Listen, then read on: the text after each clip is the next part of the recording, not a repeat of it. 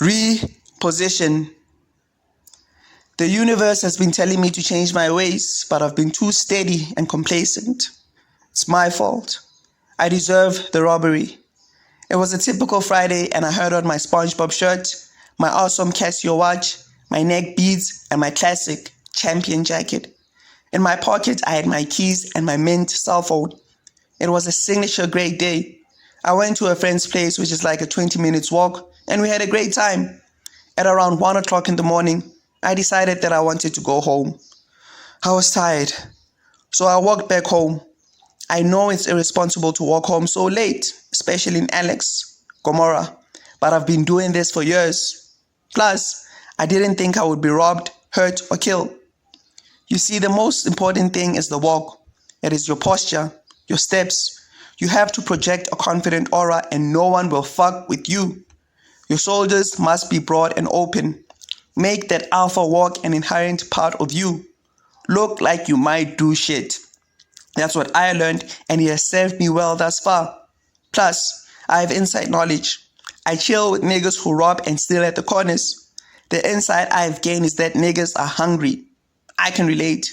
They don't want trouble. In fact, they are good guys. They don't want to hurt anybody. They just want your positions so they can flip them. It's that simple. They are professionals conducting a transaction.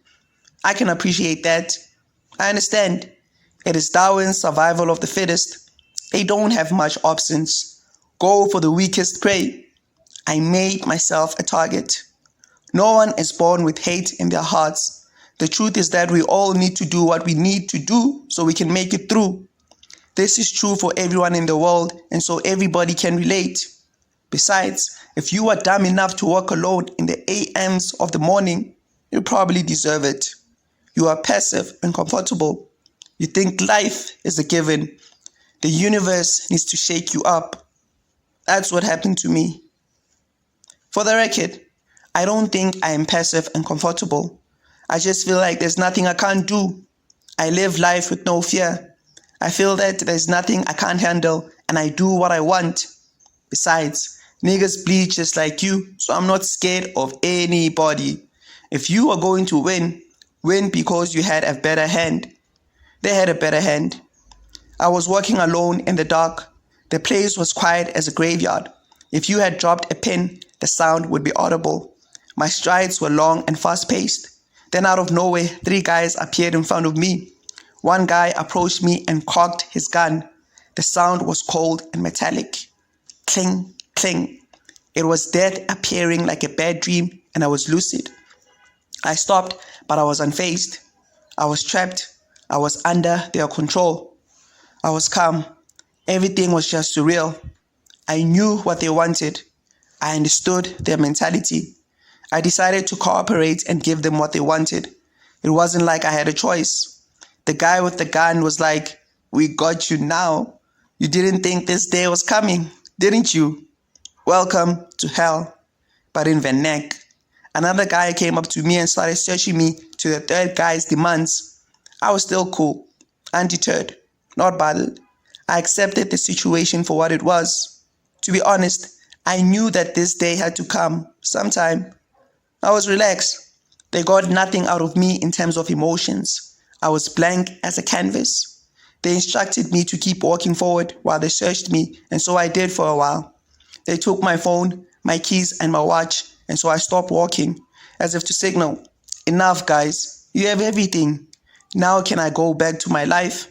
I was still in control. They can't deny me of my will. As I stopped, they stopped. That's when I realized my power and saw the weakness on theirs. They were accident murderers. Shook ones. I didn't challenge them because they might hurt me to prove their dominance, but I was superior. Niggas is reckless when they have power in their hands. One bad move or misplaced comment and bang, bang. So relax. My control of the situation was subtle. Being passive and listening to their demands gave them the illusion of power. When I asserted myself, they didn't know what to do because I had cooperated at first.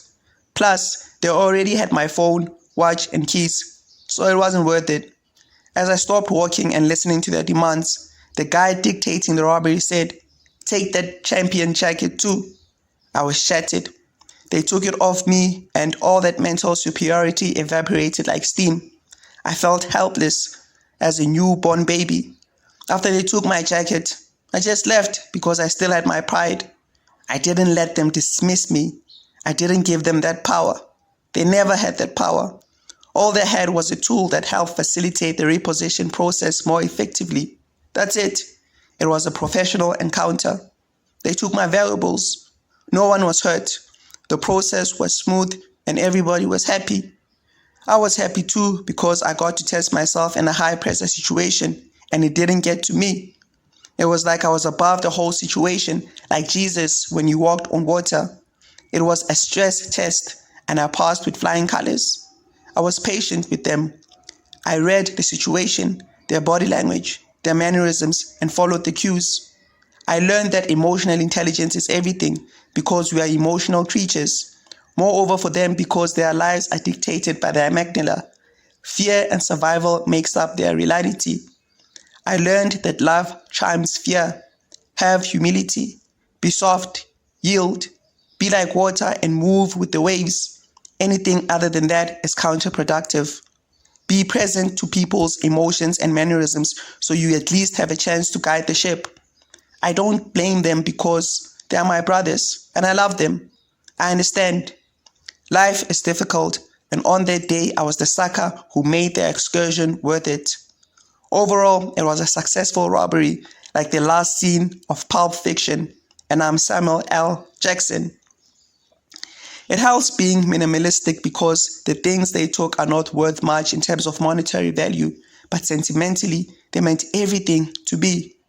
I transferred a lot of emotions to my watch, jacket, and cell phone. Kanushi gave me that Casio watch with a lot of love. It represents friendship and our pure entrepreneurial drive when we started our farm with big plans and dreams in mind. He was a good friend of mine and I feel they took his spirit away from me. My cell phone was 6 years old. KG, a legend, one of the best people I know, recommended that I buy that cell phone back in 2015. It was such a deal. A steal, really. It cost 100 rands. It had Bluetooth, radio, internet, MP3, and a 4 gig memory card.